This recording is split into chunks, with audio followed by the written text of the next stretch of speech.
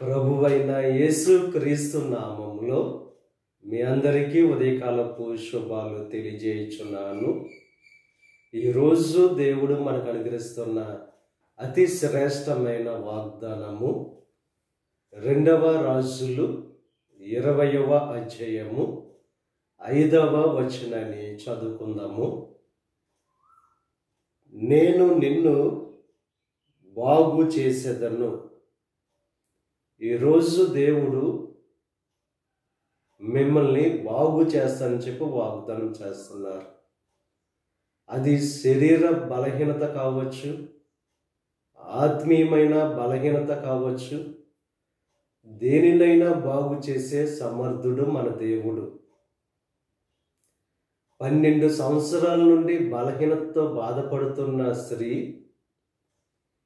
ఈ లోకంలో ఉన్న మనుషులు బాగు చేస్తారని చెప్పి తన ధనానంతా వ్యయపరుచుకొని ఎంతో ప్రయాసపడింది, కానీ ఎవరు కూడా తన బాధ నుండి విడుదల కలుగు చేయలేకపోయారు.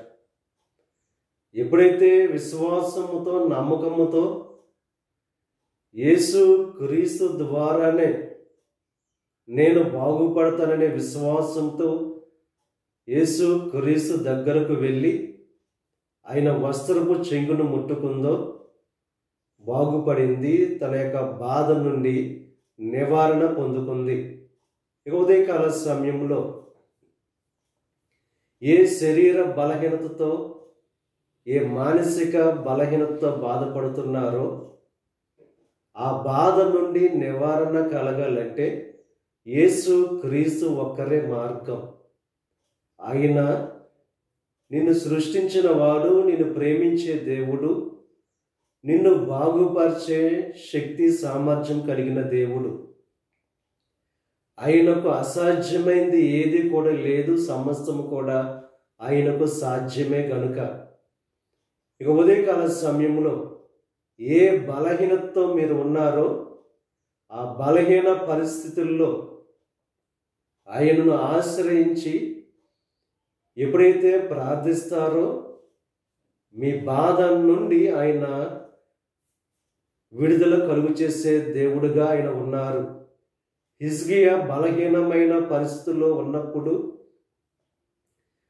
కన్నీటి ప్రార్థన ఎప్పుడైతే చేశాడో దేవుడు ఆయుస్సును పెంచాడు. ఉదయకాల సమయంలో ఈ లోకంలో ఎవరు కూడా మనల్ని బాగుపరిచేవారు ఉండరు. ఈరోజు ఆర్థికపరమైన ఇబ్బందులు ఉన్నారా? శరీర సంబంధమైన బలహీనతల్లో ఉన్నారా? మానసిక సంబంధమైన బలహీనతల్లో ఉన్నారా? ఎటువంటి బలహీనతలో ఉన్నా ఆ బలహీనతల నుండి బాగుపరిచేవాడు యేసు క్రీస్తు ఒక్కరే. కనుక ఈరోజు కన్నీటితో ఆయనకు ప్రార్థన చేసి ఆ బాధల నుండి విడుదల పొందుకొని ఆ బాధల నుండి మీరు క్షేమానికి నడిపింపబడాలి. కనుక కన్నీటితో ఆయనకు మొరపెట్టేవారుగా ఎప్పుడైతే మనం ఉంటామో ఆయన ఒక్కడే దిక్కు, ఆయనే మనల్ని రక్షించే దేవుడు, ఆయనే స్వస్థపరిచే దేవుడు, మన ఆర్థికపరమైన ఇబ్బందుల నుంచి తొలగించే దేవుడు, మనల్ని కరుణించే దేవుడు, వాత్సల్యత చూపే దేవుడు అని చెప్పి ఎప్పుడైతే ఆయనను ఆశ్రయించి మనము ఆయనకు మొరపెడతామో మన జీవితాన్ని బాగుపరిచే దేవుడు ఆయన.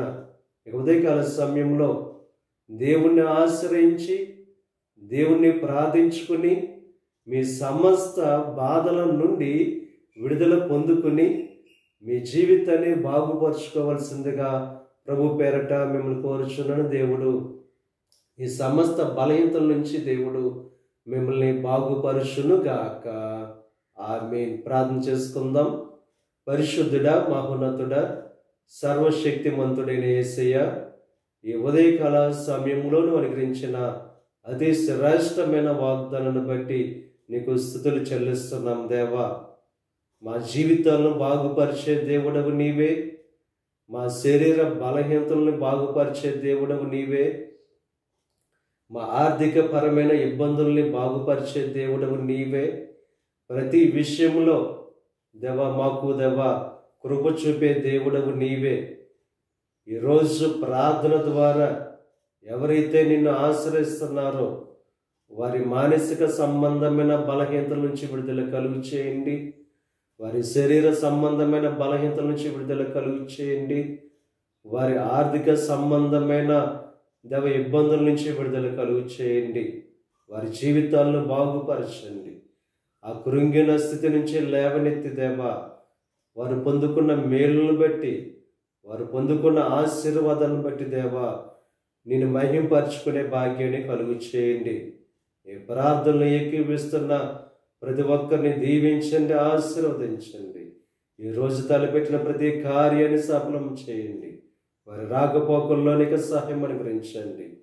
ఈ దిన ఆశీర్వాదాలు ప్రతి ఒక్కరి మీద మెండుగా క్రమరింపచేసి నీ దీవులతో నింపి నడిపించమని మా ప్రభువైన యేసు క్రీస్తు నామం పేరట వేడుకొనుచున్నాం తండ్రి.